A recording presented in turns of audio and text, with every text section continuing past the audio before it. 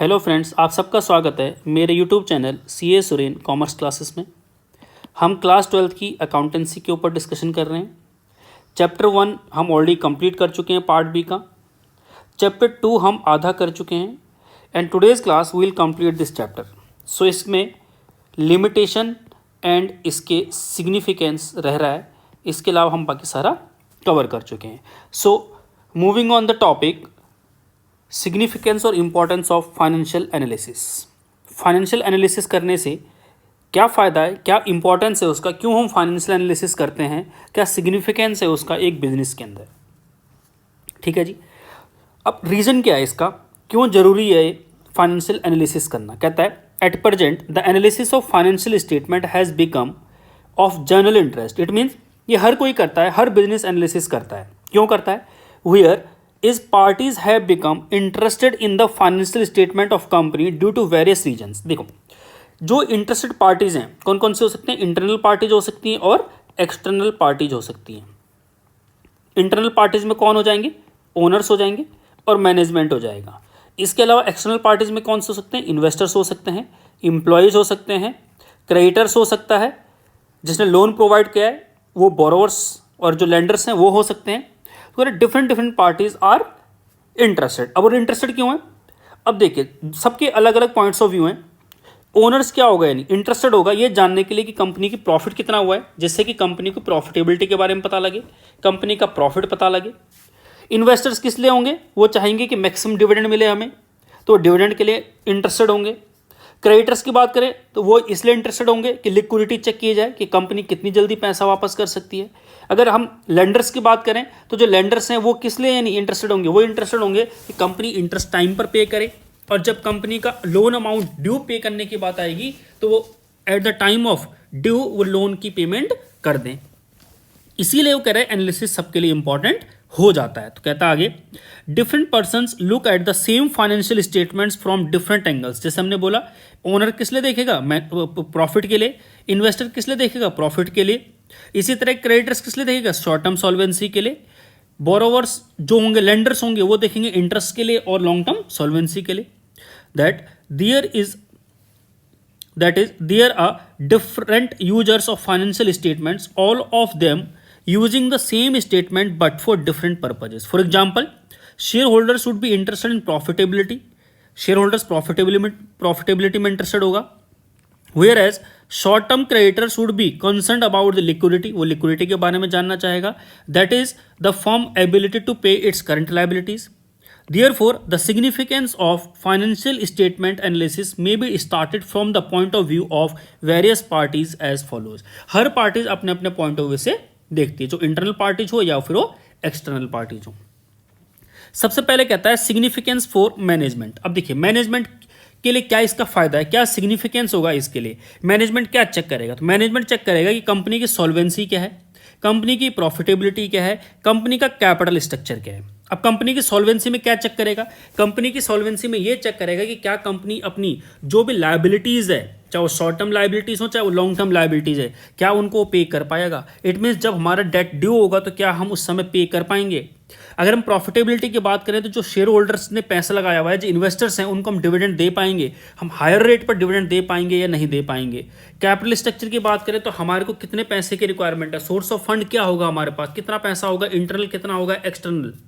इस बेसिस पर वो एक सिग्निफिकेंस उनके लिए इंपॉर्टेंट ये है कि वो कंक्लूजन ड्रॉ कर सकते हैं कि कंपनी किस डायरेक्शन में मूव होनी चाहिए।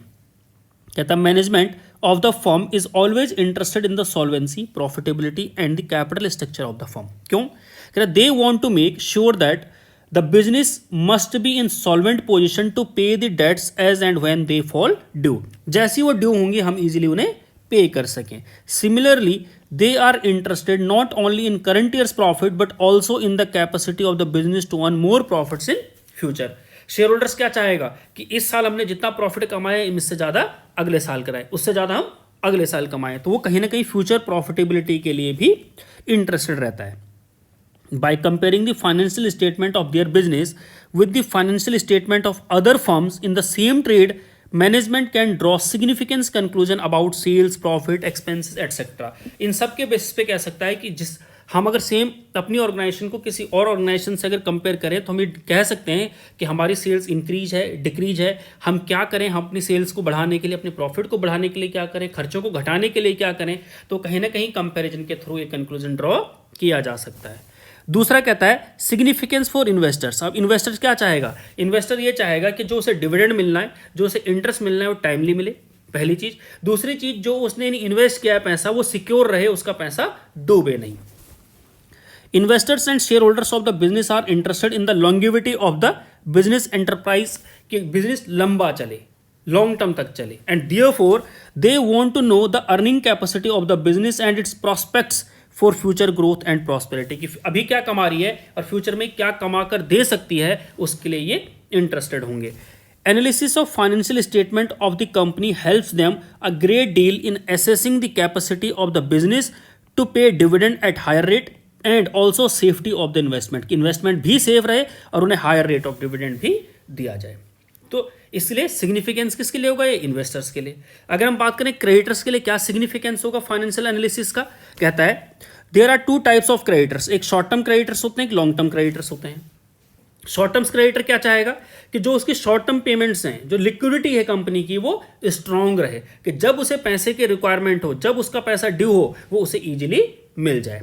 कहता है short term creditors want to know the liquidity of the business to know whether the company will have sufficient current assets and cash to pay their debts or not। इसके लिए क्या, current ratio and quick ratio calculated on the basis of financial statements help in assisting this। it means हम current ratio और quick ratio calculate करते हैं ये check करने के लिए कि कंपनी की जो शॉर्ट टर्म पोजीशन है वो कैसी है, कंपनी की लिक्विडिटी कैसी है, जो कि हम आगे आने वाले चैप्टर्स में पढ़ेंगे रेशियो एनालिसिस के अंदर।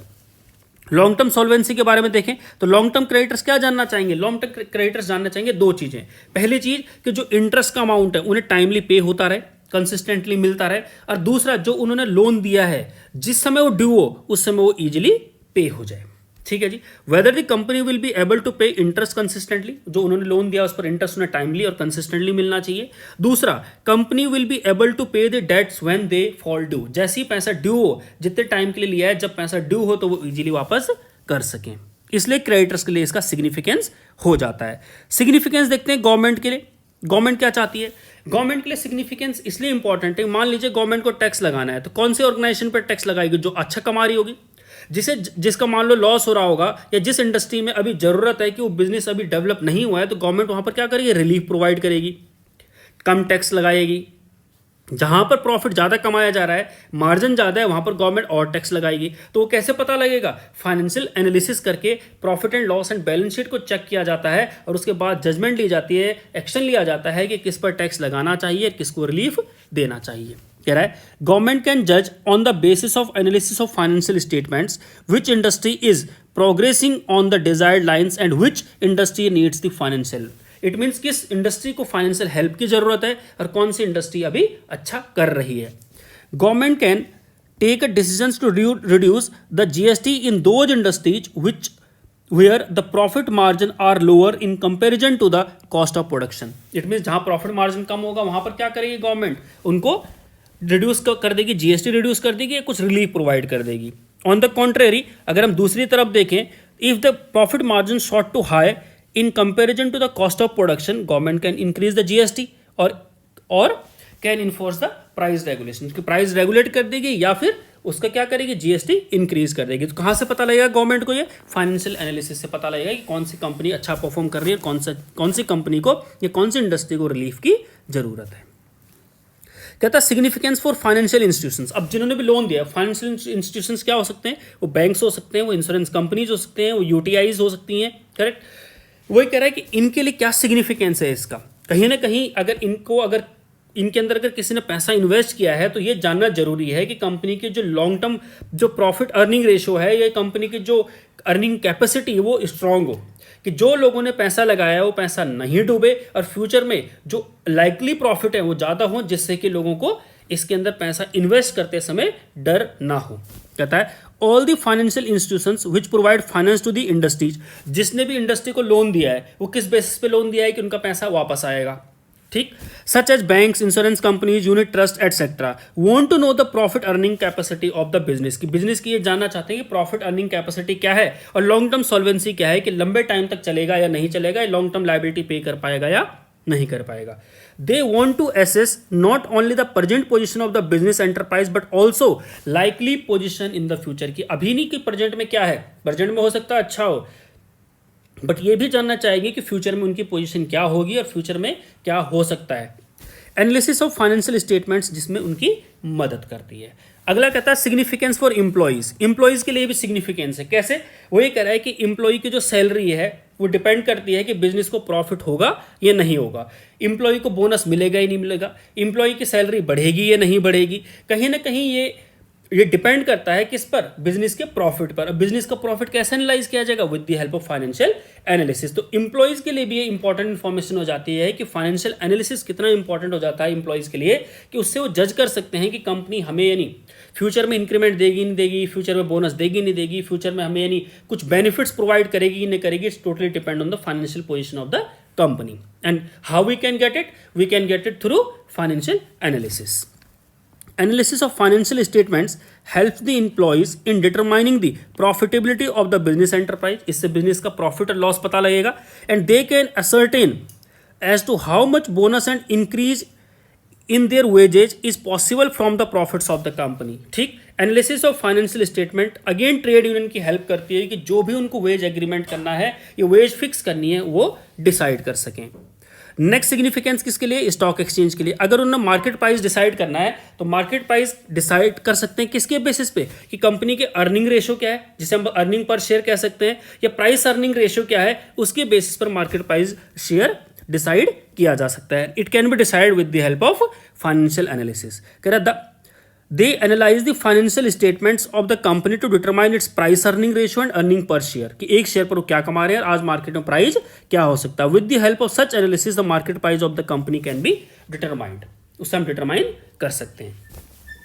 टैक्सेशन अथॉरिटी के लिए क्या इंपॉर्टेंट होगा, क्यों जरूरी है टैक्सेशन अथॉरिटी के लिए, टैक्सेशन अथॉरिटी को कितना टैक्स लगाना है और जीएसटी लगाना है नहीं लगाना है, कितना लगाना है, ये टाइमली सही लग रहा है जीएसटी या नहीं लग रहा है, ये तभी पता लग सकता है कि जब कंपनी की फाइनेंशियल स्टेटमेंट, जब कंपनी की profit and loss and company का बैलेंस शीट टैक्सेशन डिपार्टमेंट को ईजिली अवेलेबल हो सके, और वो उसके बाद वो एनालिसिस करेंगे कि हमें कितना टैक्स कलेक्ट होने वाला है और किस कंपनी ने कितना टैक्स दिया है, किसने कितना चोरी किया है।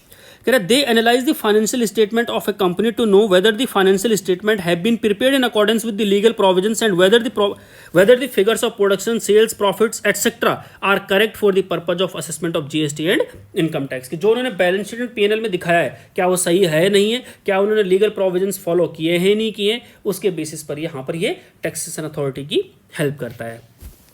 अगला हेल्प करता है रिसर्चर्स की हेल्प करता है। रिसर्चर्स की हेल्प कैसे करता है, रिसर्चर्स क्या करते हैं, कंपनी की प्रॉफिटेबिलिटी चेक करते हैं, कंपनी की एफिशिएंसी चेक करते हैं, कंपनी की फाइनेंशियल एबिलिटी और फाइनेंशियल साउंडनेस चेक करते हैं, और कंपनी की इसके बेसिस पर वो ग्रोथ पोटेंशियल चेक करते हैं कि कंपनी में ग्रोथ है या नहीं।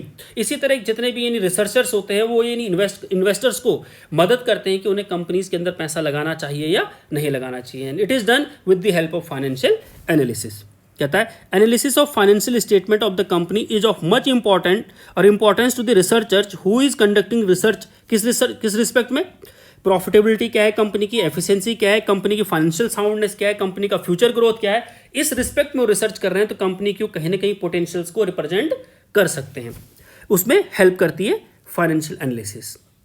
बाकी अदर पार्टीज की भी हेल्प करती है, कहीं ना कहीं उनके लिए भी सिग्निफिकेंस हो जाता है, यानी सिग्निफिकेंट हो जाती है इन्फॉर्मेशन किसकी, फाइनेंशियल एनालिसिस की। कौन कौन से हो सकते हो, ट्रेड एसोसिएशंस हो सकते हैं, कंज्यूमर्स हो सकता है, और इकोनॉमिक्स हो सकते हैं, वो सारे के सारे लोग इकोनॉमिस्ट। सम अदर पार्टीज में ऑल्सो भी interested in analysis of financial statement of the company, क्योंकि उनका अपना पॉइंट ऑफ व्यू होगा, उसके बिहाफ पर वो कुछ ना कुछ कंक्लूजन ड्रॉ कर सकते हैं। So it was the significance of the financial analysis. But इसकी कुछ लिमिटेशंस भी हैं। लिमिटेशंस देखते हैं फाइनेंशियल एनालिसिस की क्या लिमिटेशंस है। कह रहे हैं financial analysis helps the interested parties to make an assessment of the earning capacity and financial soundness of business enterprise. ये तो मानते हैं ये होता है, बट इसके बावजूद भी इसकी कुछ कमियां हैं। Such limitation should be kept in mind while using information provided by the financial analysis. इसके बावजूद भी हमें कुछ लिमिटेशंस मिलती हैं, इतनी इसकी यानी फ़ायदे होने के बाद, इतने बेनिफिट होने के बाद, इतना सिग्निफिकेंट होने के बावजूद भी इसमें कुछ लिमिटेशंस होती हैं। कहता है सबसे पहले लिमिटेशंस है financial statement, limitations of financial statements. हमें पता है कि जो फाइनेंशियल स्टेटमेंट है वो बेस्ड होती है हमारी फाइनेंशियल एनालिसिस पे। इट मीन्स हम जो फाइनेंशियल एनालिसिस कर रहे हैं वो किस पर एनालिसिस कर रहे हैं? फाइनेंशियल स्टेटमेंट पे। इट मीन्स अगर हमारी फाइनेंशियल स्टेटमेंट सही हुई तो हमारा फाइनेंशियल एनालिसिस भी सही होगा। बट अगर हमारी फाइनेंशियल स्टेटमेंट ही गलत है तो हमारा जो फाइनेंशियल एनालिसिस होने वाला है वो भी गलत होगा।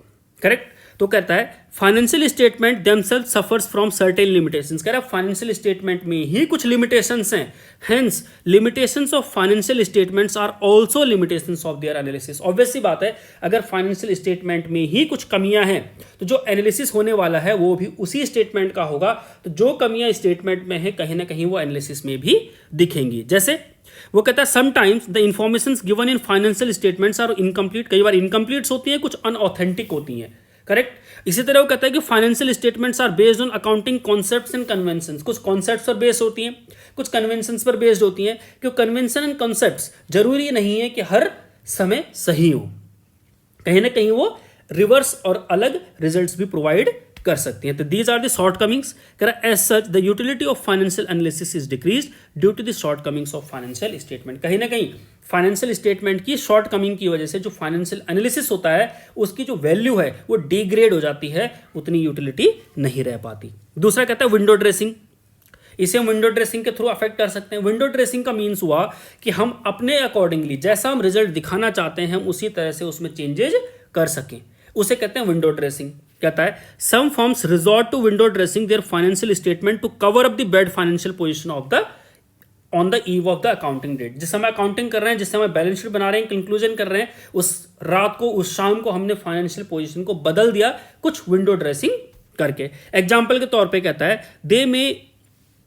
For example they may not be recorded the purchase made at the end of the year और they may overvalued their closing stock. मान लीजिए उन्होंने जिस दिन उन्होंने लास्ट सामान खरीदा वो उन्होंने दिखाया ही नहीं, वो उन्होंने अगले साल में ले गए। उसकी वजह से क्या होगा? कंपनी का प्रॉफिट बढ़ जाएगा। या फिर कंपनी ने क्या किया, अपना जो क्लोजिंग स्टॉक वैल्यू किया उसे ओवर वैल्यू कर दिया, जिससे कि कंपनी का प्रॉफिट ऑटोमेटिकली बढ़ गया। In such cases the results obtained by analysis of finance statement will be misleading. कहीं ना कहीं जब हम उसे विंडो ड्रेस कर देंगे तो कहीं ना कहीं हमारा जो रिजल्ट्स होगा वो हमारे उस सिचुएशनल या उस लेवल पे नहीं होगा जो हम एक्चुअली प्रोवाइड कर सकते थे। आगे कहता है do not reflect change in price level. देखो प्राइस लेवल में ये दिखाता ही नहीं है चेंज। कहने का मतलब ये है, मैं एग्जांपल के साथ समझाता हूं।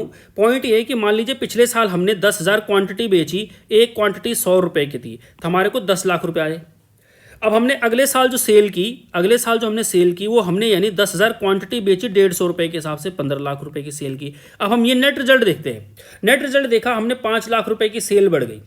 बट अगर अल्टीमेटली देखिएगा आप तो सेल नहीं बढ़ी। सेल हमारी पहले भी 10,000 क्वांटिटी थी, आज भी 10,000 क्वांटिटी है। सिर्फ चेंज क्या हुआ है? प्राइस चेंज हुआ है। बट हम अल्टीमेटली क्या कह रहे हैं कि हमारी 5 लाख रुपए की सेल इंक्रीज हो गई है। तो कहीं ना कहीं ये प्राइस लेवल के लिए रिफ्लेक्ट कर रहा है, ये क्वांटिटी को कहीं भी रिप्रेजेंट नहीं कर रहा है। ठीक है जी। और प्राइस लेवल में जो चेंज हुआ है ये प्रेजेंट करता नहीं है। कहता है figures given in financial statements do not show the effect of change in price level. कि प्राइस में जो चेंज हुआ है उस चीज को रिप्रेजेंट करता ही नहीं है। कहता है 10 लाख की सेल थी पिछले साल, इस साल 15 लाख की हो गई है। कहीं ना कहीं ये कहता है कि 5 लाख की सेल इंक्रीज हुई है, और जो सेल इंक्रीज हुई है 5 लाख की, इट मीन्स हमारी क्वांटिटी इंक्रीज हुई है, ना कि प्राइस। तो प्राइस को क्या करता है? ये दिखाता ही नहीं है। ठीक है जी। अगला पॉइंट कहता है कि डिफरेंट अकाउंटिंग पॉलिसीज। देखो हर कंपनी क्या करती है, अपनी अलग अलग पॉलिसीज यूज करती है। मान लीजिए कोई कहता है कि हम straight line method of depreciation use करेंगे, दूसरी कंपनी कहती है हम WDV यूज करेंगे। एक कंपनी कहती है कि हम जो क्लोजिंग स्टॉक वैल्यू करेंगे वो FIFO मेथड से करेंगे, दूसरी कंपनी कहती है कि हम वेटेड एवरेज मेथड से करेंगे। करेक्ट। एक कंपनी कहती है कि हम जो प्रोविजन बनाएंगे वो यानी 10% बनाएंगे, दूसरी कंपनी कहती है कि हम 12% बनाएंगे। तो there are some different policies adopt करती हैं, तो जिसकी वजह से कंपैरिजन पॉसिबल नहीं है। अगर हम कंपैरिजन कर रहे हैं दो कंपनी का तो कहीं ना कहीं वो अनरिलायबल है। कहता है two firms adopted different accounting policies, the comparison between the two with be unreliable. उसको क्योंकि जब तक एप्पल टू एप्पल कंपैरिजन नहीं होगा तब तक वो रिजल्ट सही नहीं होगा। For example one firm may provide depreciation original cost method, whereas other क्या कर रही है? Written down value method use कर रही है for providing the depreciation. Similarly the method of valuation of closing stock may differ from one firm to another. The results obtained from the comparison of financial statement of such firms may give misleading pictures. एक business same है but एक company का result कुछ और होगा, दूसरी company का result कुछ और होगा। आगे कहता है effects of personal ability and bias of the analyst. अब देखो एनालिस्ट के ऊपर भी यही है कि एनालिस्ट कैसे प्रेजेंट करता है। मान लीजिए एनालिस्ट कहता है कि जब हम रिटर्न निकालेंगे, रिटर्न ऑन कैपिटल निकालेंगे, तो वो कहता है कि जो हम कैपिटल मानेंगे, एक एनालिस्ट कहता है कि हम जो कैपिटल को मानते हैं वो सिर्फ इक्विटी को कैपिटल मानते हैं। दूसरा कहता है कि हम इक्विटी को नहीं, जो आपने लोन लिया है, जो डेट है, वो भी हमारा कैपिटल का पार्ट होगा। इट मींस एक कैलकुलेट करता है रिटर्न सिर्फ और सिर्फ इक्विटी पे, ओनर्स फंड पे, और एक एनालिस्ट कैलकुलेट करता है इक्विटी एंड डेट पे। करेक्ट। दूसरा एक एग्जांपल ही हुआ। दूसरा एग्जांपल मान लीजिए कि एक जो है वो ये कहता है कि हम रिटर्न जो निकालेंगे, जो हम रिटर्न मान के चल रहे हैं, वो मान के चल रहे हैं प्रॉफिट बिफोर टैक्स, लेकिन दूसरा एनालिस्ट कहता है कि हम प्रॉफिट आफ्टर टैक्स कंसिडर करेंगे। तो there is difference in the opinion of the analyst. कहीं ना कहीं एनालिस्ट की ओपिनियन में डिफरेंस है, और जब एनालिस्ट की ओपिनियन में डिफरेंस है तो कहीं ना कहीं रिजल्ट भी उसी तरह से निकलेंगे। कह रहा है figures given in financial statements do not speak by themselves, खुद तो बताते नहीं है। Hence any conclusion can be drawn from these figures, इस फिगर से हम कुछ भी कंक्लूजन निकाल सकते हैं। जैसे conclusions obtained from the analysis of these figures are affected to a great extent by the personal abilities and knowledge of the analyst. कि पर्सनल एबिलिटी क्या है एंड नॉलेज क्या है एनालिस्ट की, उस पर डिपेंड करता है। एग्जांपल के तौर पे कैलकुलेटिंग रिटर्न ऑन कैपिटल, मान लीजिए वन एनालिस्ट क्या कंसिडर करता है, प्रॉफिट आफ्टर टैक्स, जबकि दूसरा एनालिस्ट क्या करता है, प्रॉफिट बिफोर टैक्स। इसी तरह कह सकते हैं सिमिलरली टर्म कैपिटल में mean only the share holders fund. एक कहता है कि हम यानी कैपिटल मानेंगे सिर्फ शेयर होल्डर्स फंड, जबकि दूसरा एनालिस्ट कहता है कि हम share holders fund and long term debt को कैपिटल मानेंगे। तो कहीं ना कहीं एनालिस्ट का डिफरेंट व्यू है, इसीलिए उसका रिजल्ट भी डिफरेंट होगा। आगे कहता है डिफिकल्टी इन फोरकास्टिंग। अब देखिए हम फोरकास्टिंग में क्या करते हैं, डिफिकल्टी क्यों होता है, हम फोरकास्टिंग करते हैं बेस्ड ऑन पास्ट डेटा, कि पास्ट में क्या हुआ उसके बेसिस पर हम फोरकास्टिंग करते हैं। बट मान लीजिए हमने फोरकास्टिंग की पास्ट डेटा के बेसिस पे कि पास्ट में हमारी सेल 1 लाख की थी, इस साल हमारी सेल 1,20,000 की होनी चाहिए। पिछले साल हमने कहा कि हमने यानी 10 लाख का लोन लिया था, तो इस साल हमारा लोन 10 लाख से 12 लाख का होना चाहिए, क्योंकि हमारा प्रोपोर्शनलिटी उस तरह से क्वांटिटी भी इंक्रीज हो रही है। बट प्रॉब्लम यहां पर यह आती है कि मान लीजिए कंपनी की जो पिछले साल पॉलिसी थी वो बदल कर अगले साल पॉलिसीज कुछ डिफरेंट हो गई, तो जो हमने कंपैरिजन किया था, जो हमने फोरकास्ट बनाया था पिछले साल के बेसिस पे, वो सारा का सारा बेसिस फेल हो जाएगा। कहता है financial statements are a record of past events and historical facts in the fast changing and developing modern business. The analysis of past information may not be of much use in future forecasting. कई बार क्या होता है जो हमने past में use की information कई बार वो गलत साबित हो सकती हैं। Correct. Continuous change takes place in the demand of the product policies adopted by the firm. Demand अलग है प्रोडक्शन की, हमारी पॉलिसीज अलग हैं, कंपनी की पोजिशन अलग है, कंपटीशन अलग है। इसीलिए वो कहता है कि एस्टिमेट जो हमने बनाया है बेस्ड ऑन हिस्टोरिकल फैक्ट्स, कहीं ना कहीं वो हमें गलत साबित कर सकता है। तो ये कहीं ना कहीं लिमिटेशंस है कि हमारी फोरकास्टिंग में डिफिकल्टी प्रोवाइड करता है। लैक ऑफ क्वालिटेटिव एनालिसिस, देखो ये तो सबसे इंपॉर्टेंट है। अकाउंटिंग में सबसे बड़ा यानी लिमिटेशंस यही है कि क्वालिटी को तो कहीं नहीं देखता, कहीं ना कहीं ये क्वालिटी को इग्नोर करता है। ये कहता है हमारे लिए क्वालिटेटिव डेटा की इंपॉर्टेंस नहीं है। क्वालिटी क्या है, we'll ignore it, we'll just take all those terms, all those transactions which are expressed in terms of money only. कह रहा financial statements record only those events and transactions which can be expressed in terms of money. Qualitative aspects of business units are omitted from the books at all as these cannot be expressed in terms of money. कहता है वो information जो money के terms में नहीं दिखाई जा सकती उसे सारा का सारा इग्नोर करता है। इट मीन्स क्वालिटी पर ध्यान नहीं देता। There is change in management reputation of the business.